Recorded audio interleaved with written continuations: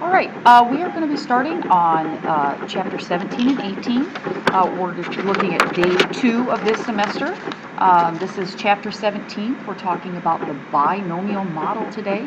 And I just wanted to direct you to the places in your book where you can find this information on the binomial model. And this starts on page 392, and it's down at the bottom of the page. Notice the geometric probabilities, the previous video. There's some information on how to do it on your calculator here. But the binomial model starts at the bottom of this page, and it has all kinds of information on the binomial model. It's already pre-highlighted for you, some of the important stuff. Talks about a little math function called n factorial down here and how to calculate it. Talks about probability, the formula for the binomial distribution, which we'll talk about in a minute here. Talks about the expected value down here and the standard deviation, which we'll get in our notes. There's a nice little box here that has all the information on the binomial probability model and a nice example. We'll do one, not the same example, something similar to it. And then another example, another step-by-step example for working with the binomial model. And then finally it talks about how to do the binomial on your calculator. So basically everything that we're doing in these notes today is crammed into pages 392 to page 396 in your book. So that's the expectation that you read that. So let's get started with these notes here. All right, so we're talking about binomial model today, and yesterday we talked about the geometric model, so zoomed a little too crazy there. So today, instead of asking how many trials it will take to achieve one success, we're going to ask how many times we want the desired outcome to happen. We expect to see in a fixed number of Bernoulli trials. Bernoulli trials, remember we talked about yesterday, they have to have certain aspects to them. So the binomial model, binomial meaning 2, binomial model tells us the probability that we will achieve a specific number of successes in a fixed number of trials. So like if we're answering a 10-question quiz, that's true and false. What's the probability that I'll get 8 of the 10 correct?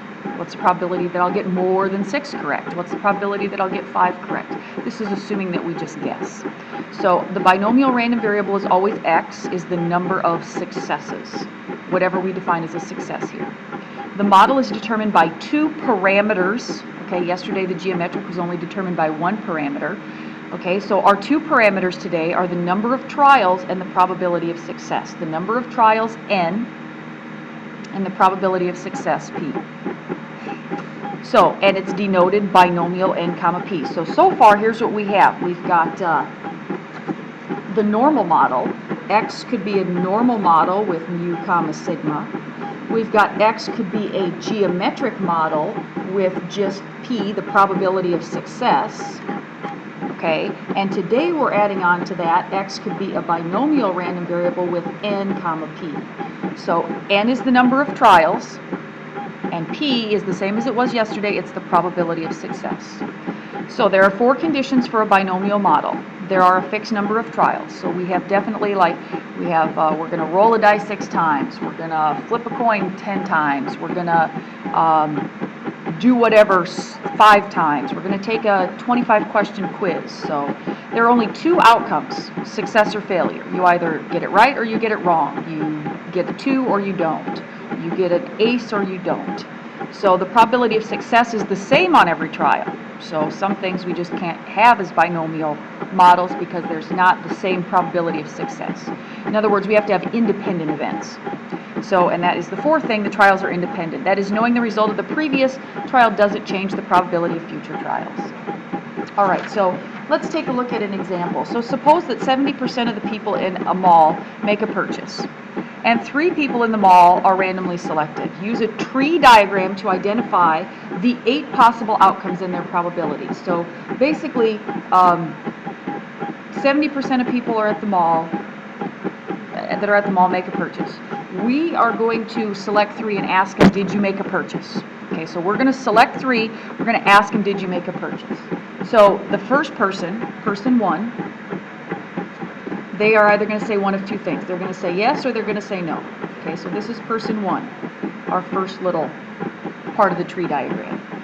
So the probability they said yes is 70%. The probability they said no is 30%. So now we're going to go to person 2. And person 2, okay, person 1 is independent of person 2, but we're still looking at their 3 outcomes put together. So person 2 could either say yes or no. And if the first person said no, the second person could say yes or no. So the probabilities are the same, 0.7, 0.3, 0.7, 0.3.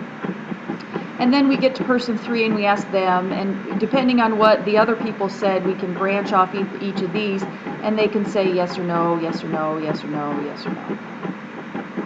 So the probability of yes is always 70, the probability of no is always 30.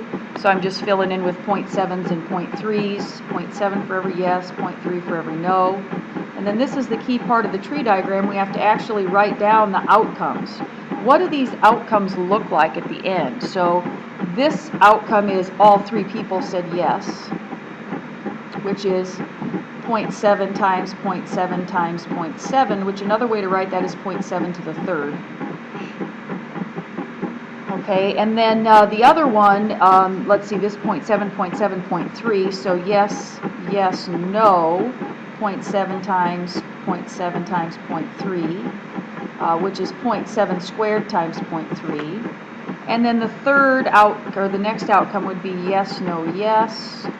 So 0.7 times 0.3 times 0.7, which actually looks the same as the one above it, 0.7 squared times 3.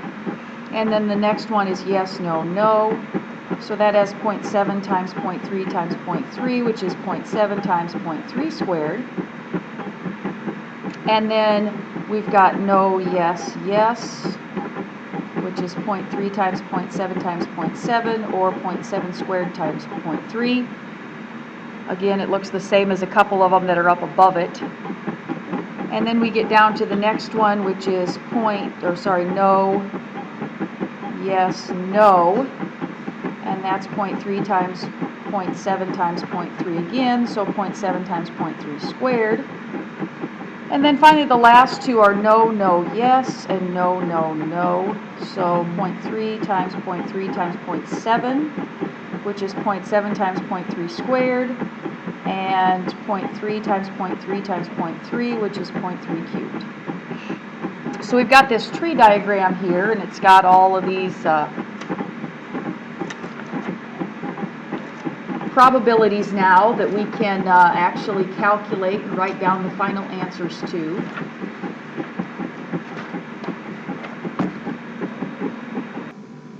Alright, so I have calculated all of these probabilities, and what you notice is these 3 are actually the same calculation, and these 3 are the same calculation. And I guess I want you to notice something about this this whole thing. I want you to notice that it is a Bernoulli or a binomial model. So there's a fixed number of trials. We asked 3 people, okay? So we asked 3 people. There's only 2 outcomes. They either bought something or they didn't. So the probability of success, P, is 0.7 here. So the probability of failure, 1 minus P, is 0.30, 30%. Okay, if there's the probability of success, the probability of failure is always 1 minus that. So this is a binomial model, and the number of trials was 3. We asked 3 people, so n equals 3 here, and the probability of success is 0.70. So this model down here is defined by a binomial model with the number of trials being 3 because we asked 3 people, and the probability of success being 0.7. Okay, so notice that probability of success is in each of these, finding the probabilities. Okay, now the way you could get, I want you to notice something here, the way you could get 2 yeses, 1, 2, there were 3 ways, let's see, 3 ways to get 2 yeses. And there were also 3 ways to get 2 no's. Okay, and this will be important. So when we write the probability model. So we want to answer the question, what is the probability that exactly 2 of the 3 shoppers will make a purchase? So we're looking at the probability that x equals 2, okay? And you should always write down your probability problem with everything. Normal model, binomial model, geometric model. Okay, so the probability that x equals 2. Okay, well that would be 2 yeses. So that means 2 yeses. However you spell yeses. Okay, so that means that I had 3 of those times the probability. So, because that happened 3 different times, so that would be 0.7 squared times 0.3. So 3 times 0.147 is 0.441. So the probability that at least exactly 2 of the 3 shoppers will make a purchase is 0.441. So the complete probability model, this probability model, x, could have been 0, 1, 2, or all 3 said yes to making a purchase. So x is the number of people who made a purchase out of 3 people.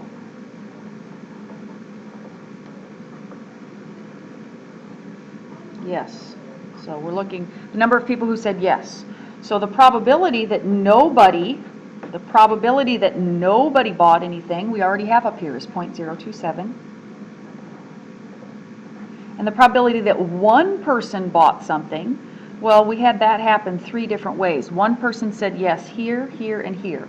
So 0.063 times 3, which is 0.189. And 2 people said yes, we just figured that up, 0.441. And all 3 people said yes is 0.343. And if you add those up, you do get 1. These all add up to 1. I actually verified that up here already. All right, so now let's see, maybe we have some more questions. Not really. We have to, or we're going to develop our binomial formula here. And we should be able to finish at least just part of this in this first video. So this problem wasn't too difficult, but what if the question asked about the probability that exactly 200 of 300 shoppers made a purchase? Maybe you did a survey with 300 shoppers. That would be an ugly tree diagram, okay? So there's an easier way. So we notice the patterns, okay? So when x was 0, there was only one way for that to happen. This first number represents the number of ways that nobody bought something. And that was 0.7 to the 0 times 0.3 to the third. This is the probability of success. This is the probability of failure. Success, 1 minus success. This is the number of ways, the number of the outcomes in the tree diagram that nobody bought something. So 1 person bought something 3 different ways. Okay, and then we took 0.7 to the first. The success is to the same power as the number of people who bought something. The failure is to whatever's left over, because since we asked 3 people. So this gradually, when x is 2, there were 3 people, 0.7 squared times 0.3 to the first. 3 people, there was only one way that happened, 0.7 to the third, and there wasn't anyone who said no, so we take 0.3 to the 0. So this formula is in your book as well, but if x is a binomial distribution with n trials, and p is the probability of success, and x is the number of successes, the probability that x equals 2, x equals 1, x equals 3 is n choose x. This thing is read n choose x. It's actually something you can do on your calculator. It's actually NCR on your calculator. I'll show you how to use that. It also, if you've taken pre-calc, it has to do with Pascal's triangle. Pascal's triangle. So P, probability of success, to the x power, x being the number of successes you want. And Q is to whatever's left. If you had wanted 3 successes and you did 5 trials, then 2 would go over here. N minus x, the difference of these 2 numbers. And Q is 1 minus P. Q is probability of failure. Okay, so this, another way to calculate n choose x is using factorials, n factorial divided by x factorial over n minus x factorial. But it's in the PRB, and in this next example I will show you how to use that.